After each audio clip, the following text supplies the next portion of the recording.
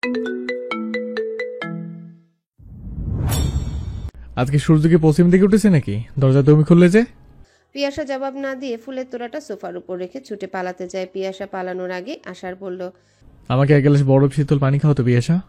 পিয়াসা হতবাক হয়। এ লোকটা কি পাগল নাকি? কি বলছে তাকে? পানি চাইছে তার কাছে? সেই লোকটার থেকে পালাতে চাইছে? আশার সোফায় হেলান দিয়ে বসে বলল। দাঁড়িয়ে আছো যে? এক গ্লাস পানি চেয়েছি তো আমি।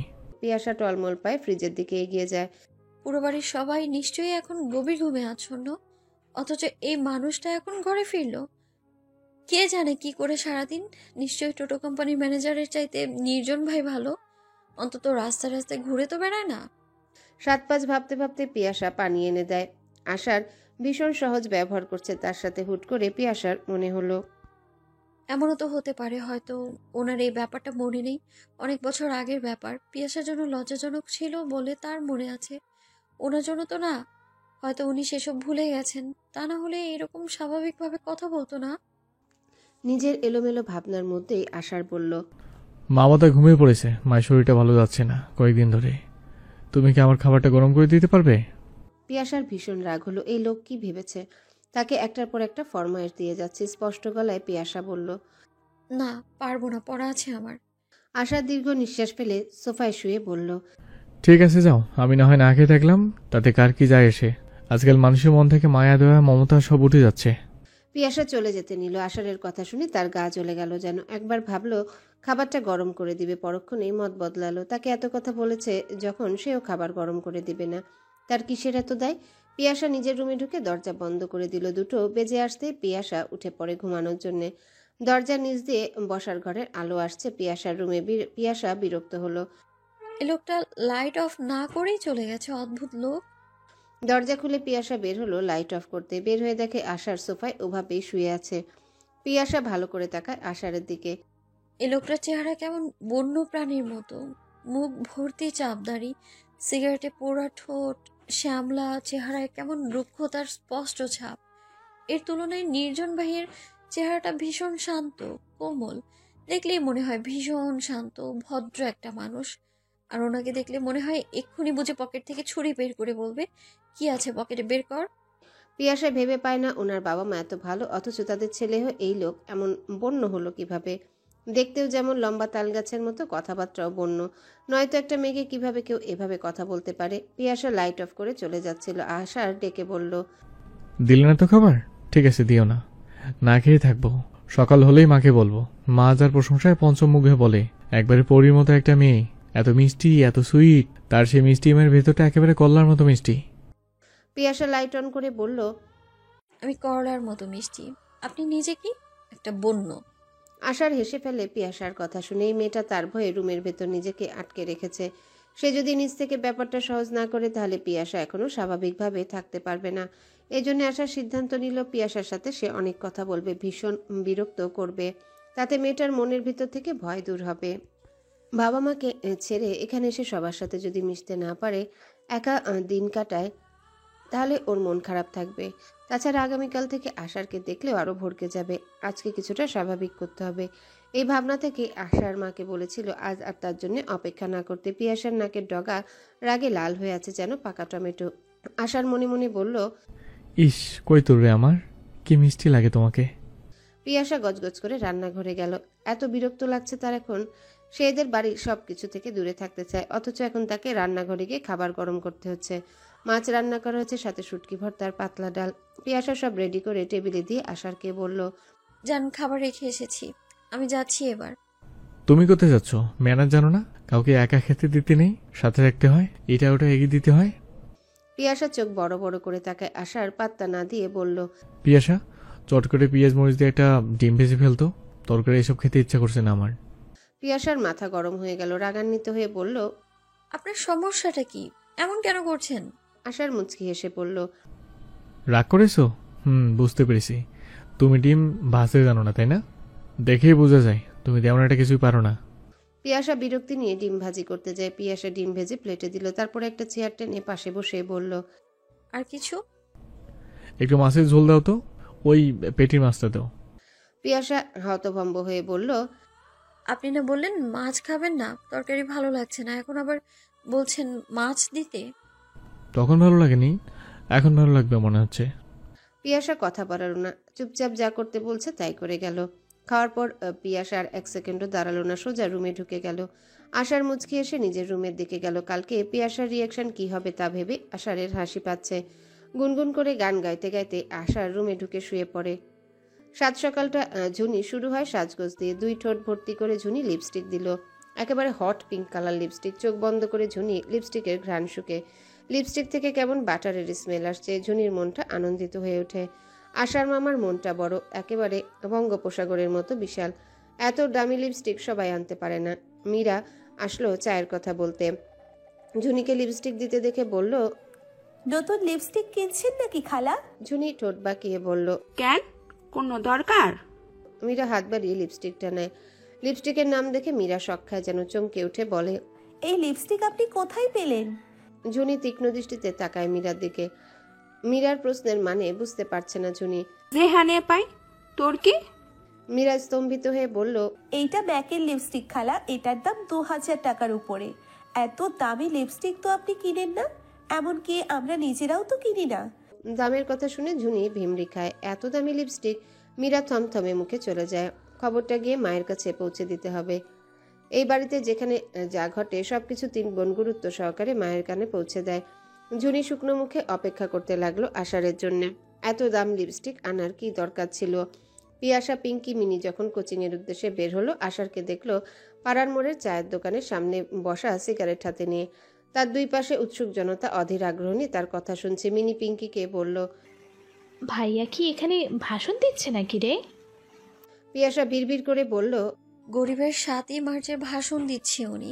এলোমেলো এক মাথা চুল, গায়ে একটা ধূসর রঙের পাঞ্জাবি পরা এই মানুষটাকে দেখলে বুঝতে পারবে কি এতটা ঘাটতারা সে। পিয়াসা গত রাতের কথা ভাবে। অদ্ভুত একটা লোক। কোচিং শুরু হওয়ার 20 মিনিট আগে পিয়াসারা গিয়ে উপস্থিত হলো। পিয়াসা বসে বসে আড়মোড়া ভাঙছে। সেই মুহূর্তে পিয়াসার চোখ আটকে গেল দরজা দিয়ে বাহিরে অফিস রুমের দরজায়। ধূসর রঙের পাঞ্জাবি পরা যেন একটা তালগাছ দাঁড়িয়ে আছে অফিস রুমের বাইরে। পিয়াসা চোখ কচলায়। এই লোকটাকে সে এখন কি স্বপ্নেও দেখা শুরু করেছে? তা না হলে এই মুহূর্তে এখানে এই লোকটা কেন আসবে? চোখ কচলাতে কচলাতে দেখতে পাই সেই বন্য লোকটা হেঁটে হেঁটে রুমের দিকে আসছে। মুহূর্তে ক্লাসরুমের সবাই চিৎকারে ফেটে পড়লো, যেন আশার ভাইয়া বলে চিৎকার করে। আষাঢ়ের মাথায় একটা কালো টুপি। পিয়াসা আবছা মনে পড়ে গত রাতে আষাঢ় যখন বাসায় ফেরে তখনও বোধহয় টুপিটা মাথায় ছিল। দেখে মনে হচ্ছে সদ্যই বুঝি নফল নামাজ পড়ে এসেছে। কেমন শীতল নরম কোমল চাহনি। আষাঢ় কিছু বলার আগে সবাই চিৎকার করে বলে উঠল, hello everyone, our favourite Ashar is here. Ashar মুচকি এসে মাথার টুপিটা খুলে। মুহূর্তে পিয়াসার মনে হয় এই তো এবার ঠিক আছে, সেই পুরনো বন্য লুকে। কিন্তু আষাঢ় টুপি খুলে রাখলো না, আবারও টুপি মাথায় পরে মুচকি এসে বলল, হ্যালো এভরিওয়ান, ইয়োর ফেভারিট আশার ইজ হেয়ার। কেমন আছো সবাই? আমি আশার। তোমরা আমাকে আশার ভাইয়া বলে ডাকতে পারো। তোমাদের ইংরেজি ক্লাসটা আমি নেব। কয়েকজন উঠে দাঁড়িয়ে বলল, ভাইয়া, আমি আপনার অনেক বড় ফ্যান। আপনার সব ভিডিও আমরা দেখি। এত দারুণভাবে কেউ ইংরেজি শেখাতেই পারে না আপনার মতো করে। পিয়াসা কিছুই বুঝতে পারছে না। এই লোকটাকে কেমন বহুরূপী লাগছে এই মুহূর্তে তার কাছে। পিয়াসা ফিসফিস করে পিঙ্কিকে বলল, ওনাকে সবাই কিভাবে চেনে? পিঙ্কি ফিসফিস করে বলল, তুই জানিস না, ভাইয়া তো ভীষণ ফেমাস মানুষ। তার ইউটিউব চ্যানেলে সাবস্ক্রাইবার প্রায় 2 মিলিয়ন, ফেসবুকে 4 মিলিয়ন ফলোয়ার ওনার। উনি অনলাইনে ইংরেজি পড়ায়।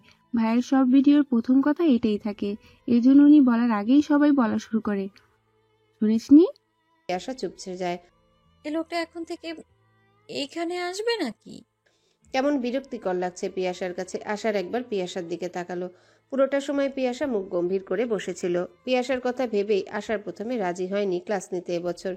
প্রতিবারই আশার ক্লাস নেয়, কিন্তু সবাই এমনভাবে ধরলো যে শেষ পর্যন্ত আর না করতে পারেনি। গত রাতে নিয়ে যাওয়া ফুলগুলো এখান থেকে দিয়েছে আশারকে। পিয়াসাকে দেখে মনে হচ্ছে তার মুখে কেউ বুঝি জোর করে করলার রস ঢুকিয়ে দিয়েছে। সন্ধ্যাবেলায় ঝুনি এলো পিয়াসার জন্য চা নিয়ে। এসে দেখে টেবিলের উপর একটা আর্ট প্যাড পড়ে আছে। পিয়াসা জানালার পাশে একটা চেয়ারে বই নিয়ে বসে আছে। ঝুনি খালা আর্ট প্যাডটা হাতে নিয়ে বলল, এগুলো কে আঁকছে খালাম্মা? আপনি? পিয়াসা লাজুক হেসে বলল। হ্যাঁ। ঝুনি অবাক হয়। 3D আর্টের সাথে ঝুনির পরিচয় নেই। ভালো করে তাকিয়ে বলল, খালাম্মা, এগুলো তো বাস্তবের মতো। কেমনে কি করলেন বলেন তো? পিয়াসা হেসে বলল, আবার যখন আঁকবো আপনি পাশে থেকে দেখবেন, তাহলে বুঝবেন। ঝুনিখালা খাটে পা তুলে বসে বলল, দুনিয়া কত অদ্ভুত জিনিস আছে, আগে তো আমি জানতামও না এরকমও ছবি আঁকে মানুষ। পিয়াসা চায়ের কাপ হাতে নিয়ে কাপ থেকে কিছুটা চা পিরিচে ঢালে, তারপর কাপটা ঝুনির দিকে এগিয়ে দিয়ে বলল, নেন খালা, আপনিও চা খান। চা খেতে হয় দুজন মিলে, একা চা খেয়ে আনন্দ নেই। আমার বাবাকে দেখতাম সবসময় চেম্বার থেকে ফিরে রাতে ঘুমানোর আগে নিজের হাতে চা বানাতো। ঘন দুধের সে চায়ে থাকতো এলাচ, আদা, শুকনো গোলাপের পাপড়ি, মিষ্টি ঘ্রাণে চারদিক কেমন ভরে যেত। বাবা 3 কাপ চা বানাতেন, তারপর আমার রুমে এসে মা বাবা দুজনে বসতেন। আমাকে মাঝখানে নিয়ে দুজন আমার সাথে গল্প করতেন। বাবা চুলে বিলি কেটে দিত। আমি ঘুমানোর পর বাবা রুমে যেতেন। কখনো আমার বাবাকে আমি বাসায় একা চা খেতে দেখিনি, আমিও একা খেতাম না। আপনাদের বাড়ি আসার পর থেকে এই ব্যাপারটা আমার কষ্ট হয়। কেউ পাশে না থাকলে মনে হয় চায়ের তৃপ্তি পাচ্ছি না। ঝুনির 2 চোখ ভিজে ওঠে। এই বাড়িতে রজনী আর আষাঢ়ের পর এই প্রথম কেউ একজন ঝুনিকে এত আপন ভেবে কথা বলছে। ঝুনি চায়ের কাপটা হাতে নিয়ে পিয়াসার সাথে চা খেলো। ঝুনি খালা চলে যাওয়ার পর পিয়াসা বই রেখে উঠে বসে। বাবা মায়ের কথা ভীষণ মনে পড়ে পিয়াসার। এক একটা দিন যেন এক একটা যুগের মতো দীর্ঘ। বিকেলে বৈশাখী এলো বাবার বাড়ি। বৈশাখীকে দেখে পিয়াসার পারভিনের কথা মনে পড়ে যায়। বৈশাখীর বিয়েতেই তো পিয়াসা দেখেছিল সে মানুষটাকে। বৈশাখী আসার পর বাড়িতে কেমন হুড়োহুড়ি পড়ে গেল। রজনী রান্নাঘরে ছুটল। বৈশাখী এসেছে 2 দিনের জন্য, আগামীকাল থাকবে, পরশু সকালে চলে যাবে। এটুকু সময়ের জন্য মেয়েটা এসেছে। রজনী কি রান্না বান্না করবে নাকি মেয়ের সাথে গল্প করবে ভেবে পাচ্ছে না। ঝুনি বলল, ভাবি কি করা লাগবে আমারে কন, আমি করতাছি। আপনি যান খালামার লগে গিয়া কথা কন। রজনী হেসে বলে, তুই পারবি না এসব? ঝুনি রান্নাঘরের দরজায় দাঁড়িয়ে থাকে। তার কেমন যেন আফসোস হয় মানুষটার জন্যে। বাইরে সোফায় বসে মেয়েরা সবাই গল্প করছে। সেখানে শিরিন আর নার্গিসও আছে, কিন্তু কেউ এদিকে উকি দিয়ে দেখছে না। কিছু মানুষের জন্ম হয় বটগাছ হওয়ার জন্য বুঝি। সব ঝড় নিজের মাথায় রেখে সবাইকে স্বস্তি দেয় তারা। এই পরিবারের বটগাছ রজনী। গল্প করতে করতে বৈশাখী দেখলো পিয়াসাকে। পিয়াসাকে দেখে বৈশাখী ডেকে বলল, জানো পিয়াসা, আমার শ্বশুর বাড়ির এক রিলেটিভ আছেন, দেখতে একেবারে তোমার মতো। তুমি যেন ওনার কিশোরী ভার্সন। এমনই ধবধবে ফর্সা উনি তোমার মতো, মাথা ভর্তি চুল, এমনকি তোমাদের দুজনে গলার সেম জায়গায় তিল। পিয়াসার গলা শুকিয়ে আসে। নার্গিস বলে ওঠে, হ্যাঁ রে, তোদের বিয়ের দিনও আমি দেখছিলাম। আমি তো দেখে একেবারে হতবাক হয়ে যাই। অথচ দেখ, পিয়াসের মায়ের সাথে ওর চেহারার কোনো মিলই নেই। পিয়াসা যেন জমে গেল। জীবনের এই অধ্যায়টা কি আর সমাপ্ত হবে না? সবচেয়ে যন্ত্রণা দেয়া ব্যাপারটা কেন বারবার সামনে চলে আসে? শিরিন বলল, তাই নাকি? পিয়াসা, তোমার কোনো আত্মীয় হয় নাকি উনি? পিয়াসার ভীষণ দুর্বল লাগছে নিজেকে। মাথা নাড়িয়ে বলল, না, আমি চিনি না। পিয়াসা আর দাঁড়ালো না, রুমে চলে গেল। চিনি না বললে কি অচেনা হয়ে যায়? যার পেটে 10 মাস ছিল, যার কোলে জন্ম, তাকে কি কখনো অস্বীকার করতে পারে মানুষ? তবুও সেই মানুষটা জীবনের সবচেয়ে ঘৃণিত মানুষ। পিয়াসার বুকের ভিতর কেমন মোচড়াতে থাকে। এই মুহূর্তে তার মাকে দরকার। মাকে এখন কোথায় পাবে পিয়াসা? নিজের ফোনটা নিয়ে মাকে ভিডিও কল করে পিয়াসা। শারমিন কল রিসিভ করতেই পিয়াসা মা মা করে ডাকতে থাকে। তার বুক ফেটে যায় যন্ত্রণায়, অথচ কাঁদতে পারছে না। সে যে কবে নিজেকে নিজে বলেছিল আর কখনো কাঁদবে না, এরপর আর পিয়াসা কাঁদতে পারে না। কেন পারে না জানে না। শারমিন মেয়েকে বুঝিয়ে সান্ত্বনা দিলেন। রাত 2টোর সময় আশার বাড়িতে ফিরল। মাত্রাতিরিক্ত মন খারাপ। আশার মলিন মুখের দিকে তাকিয়ে বলল, এরকম পেঁচামুখি তোমাকে মানে না কই তোর? আনমনা পিয়াসা বুঝতে না পেরে বলল, কি বলেন? মন খারাপ তোমার? ভয় পেও না আমাকে। আজকে খাবার বের দিতে হবে না, আমি নিজে করে নেব কষ্ট হলেও। পিয়াসা বিরক্ত হয়ে আষাঢ়ের দিকে তাকায়। এই অদ্ভুত বন্য লোকটা নাকি মেয়েদের ক্রাশ। কোচিং থেকে ফেরার পথে পিঙ্কি পিয়াসাকে তার গুণধর ভাই সম্পর্কে ডিটেলস বলতে বলতে এসেছে। পিয়াসার ফেসবুক আইডি থেকে আষাঢ়ের পেজে লাইক ফলো দিয়ে দিয়েছে। কিছুক্ষণ আগে পিয়াসা বসে বসে এই লোকটার পেজের পোস্ট কমেন্ট দেখছিল। তখনই দেখলো কত মেয়ে তাকে কেমন ন্যাকা ন্যাকা কমেন্ট করেছে। মেয়েরা এত অদ্ভুত হতে পারে পিয়াসার জানা ছিল না। দরজার সামনে কি আর সারাটা এভাবে দাঁড়িয়ে থাকবে নাকি? পিয়াসা সরে আসে। কোনো বাক্য ব্যয় না করে নিজেই গিয়ে আশারকে খাবার এনে দেয়। অনেকক্ষণ ভেবেও আশার খুঁজে পেল না। পিয়াসাকে আজ কেমন বিধ্বস্ত দেখাচ্ছে কেন? পিয়াসা জানে না তার মলিন মুখ কারো মনে মেঘ জমার কারণ হতে পারে। যদি জানতো তাহলে বুঝতে পারতো বহু বছর আগে কোনো এক মধ্যাহ্নে একজোড়া ছলছল নয়নে আশার জীবনে প্রথমবারের মতো নিজেকে ডুবে যেতে দেখেছে। প্রথমবারের মতো কাউকে দেখে জীবনানন্দের মতো বলতে ইচ্ছা করেছে, এতদিন কোথায় ছিলেন। মনের অনুভূতি মনে চাপা দিয়ে আশার খাবার খেয়ে নেয়। সকালে ঘুম থেকে উঠে ঝুনি সাজতে বসলো। সাজগোজের বক্স খুলে ঝুনি চমকে ওঠে। আশার এনে দেওয়া লিপস্টিকটা নেই। ঝুনির কলিজা মোচড় দিয়ে ওঠে। এত সুন্দর লিপস্টিকটা কোথায় গেল? রাতেও তো ঠোঁটে দিয়েছে। ঝুনি কে নিল? ঝুনি পুরো বাড়ি তল্লাশি চালানো শুরু করে দিল। ঝুনি চিল্লাচিল্লি হাউকাও শুনে পুরো বাড়ির সবাই উঠে গেল। আশার বলল, খালা, আমি আরেকটা লিপস্টিক এনে দেবো, তুমি কেঁদো না। না মামা, আমার এইটাই লাগবে। আমি জানি লাল লিপস্টিক এ বাড়িতে কে নিছে। আপনি আমার লগে আসেন, শুধু আপনি সবারই কনছে আমি সবার রুমে খুঁজমু। আশারকে সাথে ঝুনি চিরুনি তল্লাশি চালায় তার লিপস্টিক খোঁজার জন্য। মীরার রুমে ঢুকতে যেতেই মীরা চিৎকার শুরু করে। কিছুতেই সে তার রুম চেক করতে দিবে না। ঝুনির ভীষণ সন্দেহ হয়। আশার গম্ভীর হয়ে বলল, চুপ করে দাঁড়িয়ে থাকো, সবার রুম চেক করবে উনি। মীরার রুমটা ভালো করে খোঁজে ঝুনি। গতকাল মীরা কেমন করে তাকিয়েছিল তার লিপস্টিকের দিকে। মিনি কারো রুমে লিপস্টিক পেল না। মীরা ক্রুদ্ধ হয়ে বলল, আমার রুমে চেক করছেন যখন, তখন বর্ষা, পিঙ্কি, রিঙ্কি সবার রুম চেক করতে হবে। ঝুনি কাঁদো কাঁদো গলায় বলল, সবার রুমে চেক করছি আমি। মিনি বলল, পিয়াসা। আশার রাগত সুরে বলল, চুপ, ফালতু বকিস না। শিরিন বলল, ফালতু বকা কি? আমার মাইয়ারা কি চোর? ওদের রুম যখন খোঁজা হয়েছে, পিয়াসার রুমও খুঁজতে হইব। জুনি, চল আমার লগে। আজ শুক্রবার, কোচিং নেই। পিয়াসা জানালার পাশে বসে ছবি আঁকছে। হুট করে ঝুনি খালা, শিরিন ফুপু, নীরা, মীরা, মিনি আশারকে তার রুমে দেখে পিয়াসা অবাক হয়। পিয়াসা কিছু বুঝে ওঠার আগে নীরা, মিরি, মিনি খুঁজতে শুরু করে। সবাইকে অবাক করে দিয়ে পিয়াসার বইয়ের ফাঁক থেকে ঝুনির লিপস্টিক উদ্ধার হয়। পিয়াসা তখনও কিছু বুঝতে পারল না। বুঝলো তখন যখন মীরা বলল, আসল চোর এখানে, অথচ আমাদের সবাইকে চোর ভাবছি এতক্ষণ। চোর? পিয়াসার চোখ বড় বড় হয়ে যায় এরকম কথা শুনে। পিয়াসার সারা শরীর কেমন ঝিমঝিম করতে লাগলো। লিপস্টিক? সে লিপস্টিক চুরি করেছে? পিয়াসা হতভম্ব হয়ে আশারের দিকে তাকায়। এই মুহূর্তে দাঁড়িয়ে পিয়াসার মনে হচ্ছে এই অপমানের চাইতে মৃত্যু যেন শ্রেয়। আশারের মাথায় রক্ত উঠেছে। এগিয়ে গিয়ে ঠাস করে একটা থাপ্পড় বসায় মীরার গালে। অতর্কিত থাপ্পড়ে মীরা চমকে ওঠে। তেমনই চমকায় রুমে উপস্থিত থাকা সবাই। শিরিন ক্রুদ্ধ স্বরে বলল, কি করলি তুই এটা? তুই আমার মেয়ের গায়ে হাত তুললি? আশার শান্ত সুরে বলল, হ্যাঁ, হাত তুলেছি। এরপর যদি আর একটা মিথ্যা কথা বলেও, তাহলে পরের থাপড়ে ওর গালের সবকটা দাঁত ফেলে দেবো ফুপু। নীরা এগিয়ে গিয়ে বলল, কেন তোর এত জলনি কিসের? এই স্মৃতি, মেয়ের জন্য এত দরদ কেন তোর? আশার কথা না বলে নীরার গালেও একটা থাপ্পড় মারে। নীরা হতবাক হয়ে তাকায়। বয়সে সে আশারের বড়। আশার শান্ত সুরে বলল, আর একবার যদি পিয়াসাকে অপমান করে কথা বলোস, তাহলে আমার সাথে খারাপ কেউ হবে না। পিয়াসা তখনও আতঙ্কিত হয়ে দাঁড়িয়ে আছে। পুরো ঘরে থমথমে অবস্থা। আশার এগিয়ে যায় পিয়াসার দিকে। পিয়াসার দুই চোখ টলমল করছে। পিয়াসার সামনে দাঁড়িয়ে মাথা নিচু করে আশার বলল, সরি পিয়াসা, এরা 3 বোন মিলে তোমাকে অপমান করার জন্য এই কাজটা করেছে। এটা সবাই জানে, তুমি নির্দোষ, এটাও জানে সবাই। শিরিন বলল, তোরে কে বলছে আমার মেয়েরা এই কাজ করছে? কেউ বলতে হয় না ফুপু, তোমার যদি বিবেক থাকতো তাহলে তোমার চোখেও পড়তো এই অসামঞ্জস্য। পিয়াসাকে তোমার কোন দিক থেকে মনে হয় এমন মেয়ে? আর তোমার মেয়েদের এমন অনেক কাহিনী আছে, সবার জানা আছে। বৈশাখী আবার বিয়েতে কি করছে মীরা, তাকে আমি সবার সামনে বলবো? মীরা ভয়ে কেঁপে ওঠে।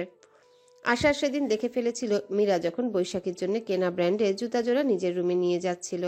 কাউকে কিছু না জানি আশার মীরার হাত থেকে জুতা জোড়া এনে রেখে দিয়েছিল। আশার মীরাকে বলল, তুই কি অপরাধ স্বীকার করবি, নাকি আমি সেদিনের ঘটনা সবাইকে জানাবো? মীরার লজ্জায় মাথা নিচু করে বলল, লিপস্টিকটা আমি আর মিনি মিলে পিয়াসার রুমে এনে রেখেছি। পিয়াসাকে আমরা 3 বোন পছন্দ করি না, তাই ভেবেছিলাম ওকে একটা যথাযথ শিক্ষা দিব। পিয়াসা অবিশ্বাস্য দৃষ্টিতে তাকিয়ে থাকে।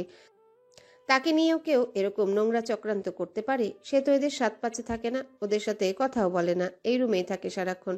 তবুও কেন এত রাগ ওর উপর? এত অপমানের পর পিয়াসার পক্ষে এখানে থাকা অসম্ভব। সবাই চলে গেল। কিছুক্ষণ পর পিয়াসা বিছানায় চুপ করে বসে রইল। তারপর উঠে গিয়ে নিজের জামা কাপড় গুছিয়ে নেয়। অন্যের গলগ্রহ হয়ে থাকার বিন্দুমাত্র ইচ্ছে নেই পিয়াসার। আগামীকাল কোচিং থেকে পিয়াসা বাড়িতে চলে যাবে। রাতে খাওয়ার সময় সিরাজুল ইসলাম পিয়াসাকে ডাকলেন। পিয়াসা তখন নিজের রুমে বসে আকাশ দেখছে। ঝুনি নিঃশব্দে এসে পিয়াসার পেছনে দাঁড়ায়। তার খুব কষ্ট হচ্ছে। এত মিষ্টি একটা মেয়েকে মা মেয়ে 3 ডাইনি মিলে কষ্ট দিয়েছে। ঝুনির যদি ক্ষমতা থাকতো তাহলে সে ওদেরকে এই বাড়ি থেকে ঘাট ধাক্কা দিয়ে বের করে দিত, কিন্তু সেই ক্ষমতা ঝুনির নেই। মনে মনে গালাগাল দেওয়া ছাড়া ঝুনির কিছু করার নেই। আপাতত কোমল গলায় বলল, খালাম্মা আপনারে বড় ভাইজান ডাকে। পিয়াসার চমকে উঠে ঝুনির কথা শুনে। ঝুনি খালা কখন এলেন? লজ্জা লাগছে পিয়াসার আঙ্কেলের সামনে যেতে, তবুও এলো। একজনের ভুলের জন্য অন্যজনকে অসম্মান করার মেয়ে তো পিয়াসা না। আশার উঠে দাঁড়িয়ে পিয়াসাকে চেয়ার টেনে দেয় বসার জন্যে। পিয়াসার হুট করে বাবার কথা মনে পড়ে যায়। তার বাবাও তাকে নিজে উঠে চেয়ার টেনে দেয় সবসময় বসার জন্য। বাবা ছাড়া এই প্রথম কেউ তাকে এভাবে যত্ন করলো। মেয়েদের এই একটা স্বভাব, যেই পুরুষ তাকে তার বাবার মতো করে একটু যত্ন করে তাকেই তারা পছন্দ করে। ঠিক যেমন এই একটা ছোট কাজে পিয়াসার কাছে আশারকে ভালো লাগছে। সিরাজুল ইসলাম নিজের পাশের চেয়ার দেখিয়ে পিয়াসাকে বলল, আম্মাজান এখানে বসেন, আজকে আপনার এই ছেলের সাথে বসে খাবার খান। পিয়াসা চারিদিকে তাকায়। তার এক পাশে সিরাজ আঙ্কেল, অন্য পাশে আশার।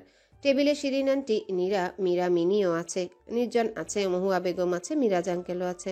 একসাথে এত মানুষের মুখোমুখি পিয়াসা কখনো হয়নি। সে তো রুম থেকেই বের হয় না। হঠাৎ করে ভীষণ অস্বস্তি লাগে। রজনী চোখের ইশারায় পিয়াসাকে চেয়ারে বসতে বলে। ইতস্তত করে পিয়াসা চেয়ারে বসে। এই প্রথম সেই ডাইনিংয়ে বসেছে এই বাড়ি আসার পর। আজকে যা হয়েছে তার জন্য আমি ভীষণ লজ্জিত আম্মাজান।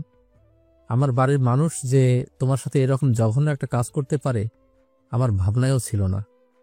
আমি জানি এই ঘরটায় তুমি কতটা কষ্ট পেয়েছো।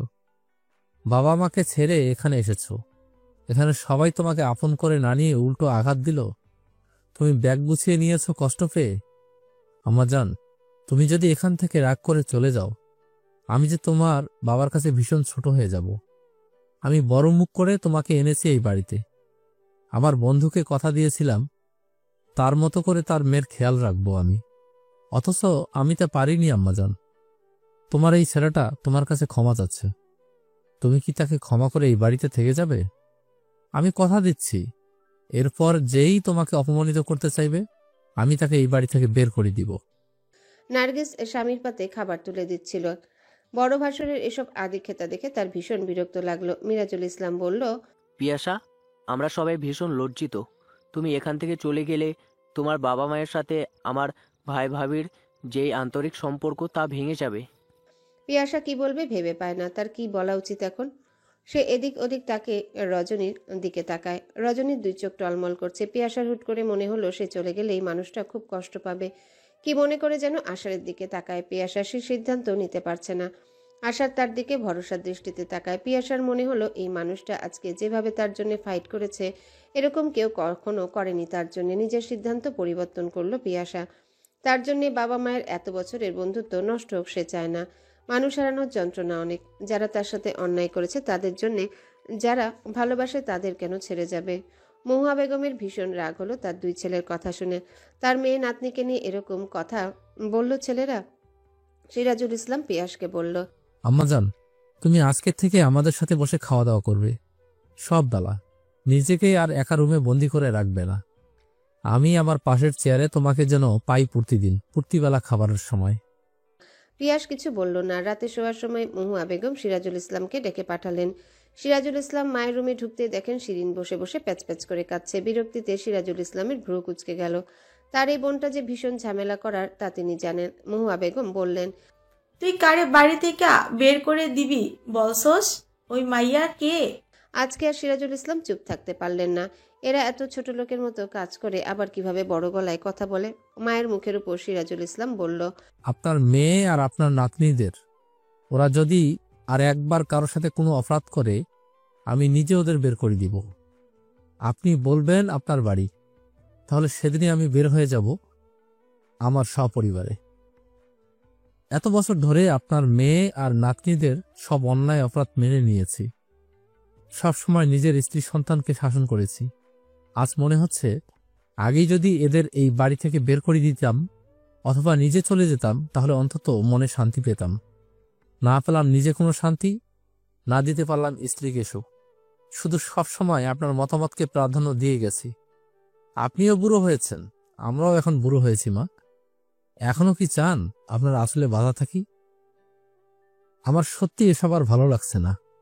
মহুয়া বেগম দেখলেন প্রসঙ্গ বদলে যাচ্ছে, তাই কথা না বাড়িয়ে মেয়েকে বললেন, লাইট অফ কর, আমি ঘুমাবো। সিরাজুল ইসলাম উঠে চলে গেলেন। আজ মনে হচ্ছে মাঝে মাঝে স্ত্রীর কথাও ভাবা দরকার, সবসময় একতরফা তাকে তো কষ্টই দিয়ে গেছেন। হ্যালো বন্ধুরা, পরবর্তী পার্ট খুব তাড়াতাড়ি আসবে, তো সবাই অপেক্ষায় থাকো। আর চ্যানেলটি যারা এখনো সাবস্ক্রাইব করোনি তারা পরবর্তী পার্ট দেখার জন্য চ্যানেলটি সাবস্ক্রাইব করে রেখো। ধন্যবাদ সবাইকে, আমাদের সাথেই থেকো।